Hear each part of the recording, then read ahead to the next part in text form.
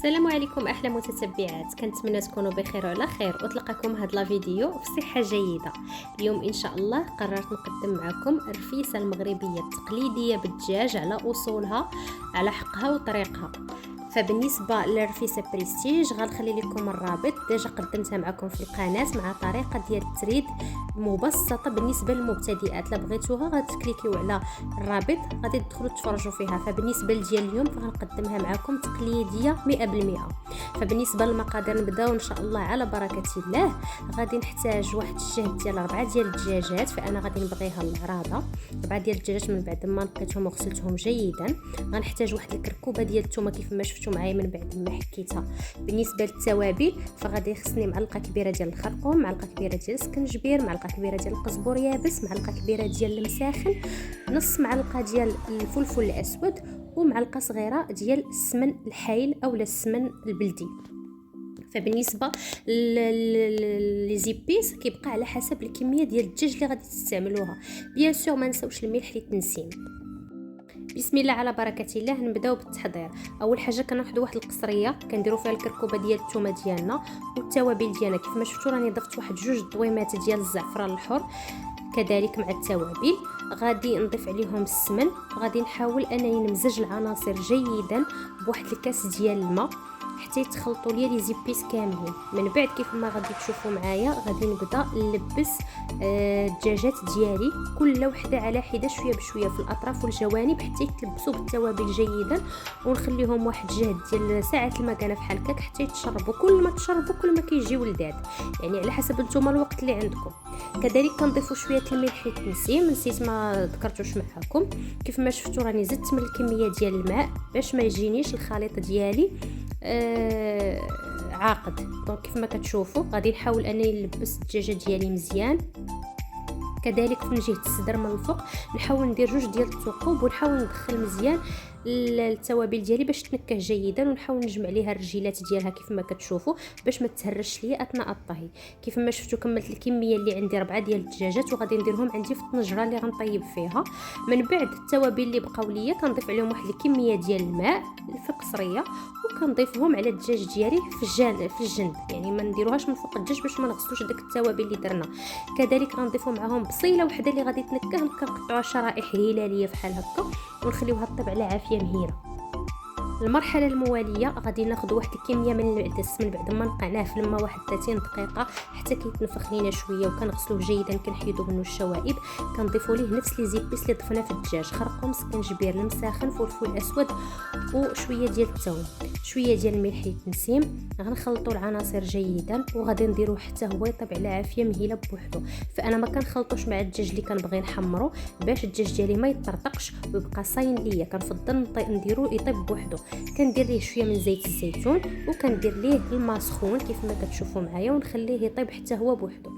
من بعد الطنجره ديالي من بعد ما طلعت فيها الغليه كذلك غادي نحاول انني نضيف فيها كذلك التوابل الاخرى، يعني من غير ديال الدجاج، التوابل اللي غيطيب ليا فيهم المرق اللي هما الخرقوم وسكنجبير المساخن والفلفل الاسود، ربيطه ديال القزبر والمعدنوس كيف ما كتشوفوا معايا من بعد ما غسلتها جيدا، وواحد الكميه من الحلبه.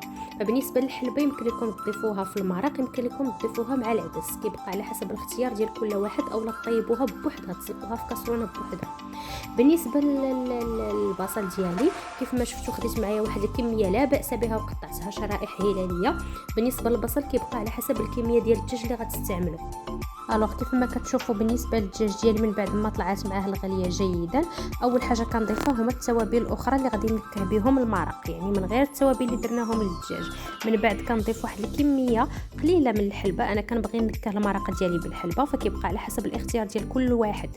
كنضيف كذلك واحد الكاس ديال زيت الزيتون لانه هو اللي كينكه ليا المرق وكيجي خاتر. هذاك سر من الاسرار ديال المرق ديال الرفيسه، ضروري تضيفوا واحد الكاس ديال زيت الزيتون.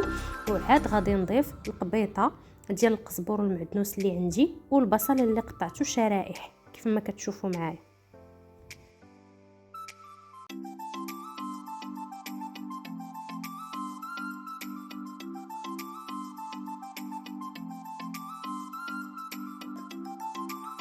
غادي ناخذ واحد الكاس ديال الماء سخون، غادي نديرو فيه الزعفران الحر وغادي نخليوه حتى يذوب فيه جيدا، وغادي نضيفوه للمرق ديالنا كيعطي واحد اللون رائع وبيان سور كيعطي نكهه رائعه.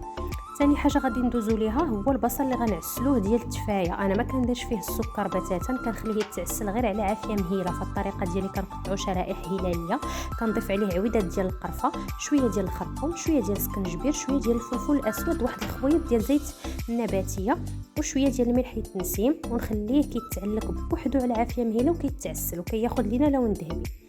من بعد المرق ديالي كيف ما كتشوفوا من بعد ما طاب كناخذ منه واحد شويه كنديرو على العدس ديالي من بعد ما طاب باش يتنكى ليا وياخذ ليا المذاق ديال الدجاج ضروري والمذاق ديال الحلبه.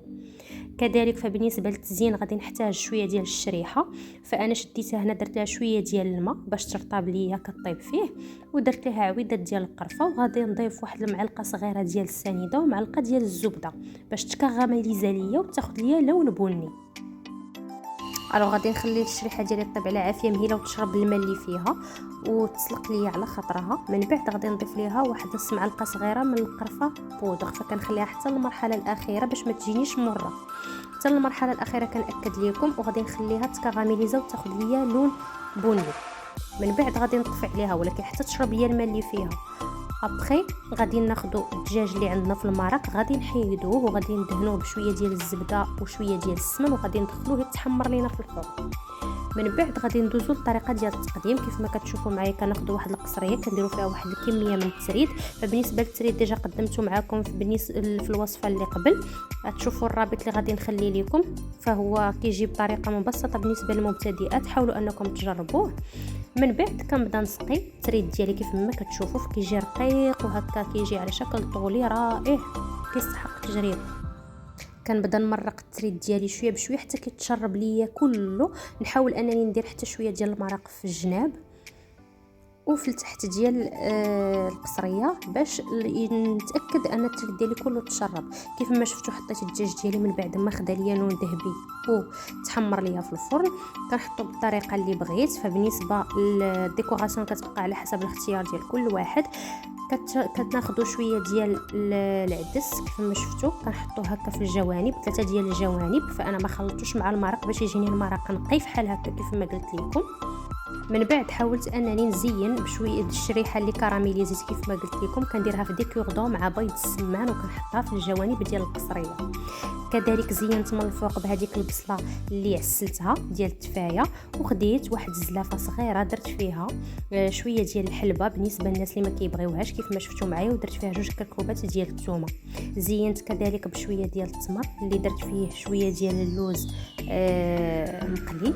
فبالنسبه للتزيين كيبقى على حسب الاختيار ديال كل واحد. هذه كتبقى رفيصه تقليديه بلديه، اي واحد يمكن ليه يجربها. بالنسبه للاولى اللي جربت معكم في القناه هذه كانت بريستيج، فيها الكاشير، فيها بزاف ديال المكونات. هذه كتبقى تقليديه اي واحد كيحضرها. ضروري انكم تجربوها مع الطريقه ديال التريد كذلك اللي قلت لكم. ما تنساونيش وبالاشتراك، فعلوا الجرس باش توصلوا دائما بجديد ديال الوصفات. كانت هذه الوصفه ديالنا ديال اليوم، رفيسه تقليديه دول البرد على حقها وطريقها. كنتمنى انها تكون نالت الاعجاب ديالكم. شكرا لكم بزاف على المشاهده وعلى التشجيع، والى اللقاء ان شاء الله في وصفه جديده وفيديو جديد. السلام عليكم ورحمه الله تعالى وبركاته.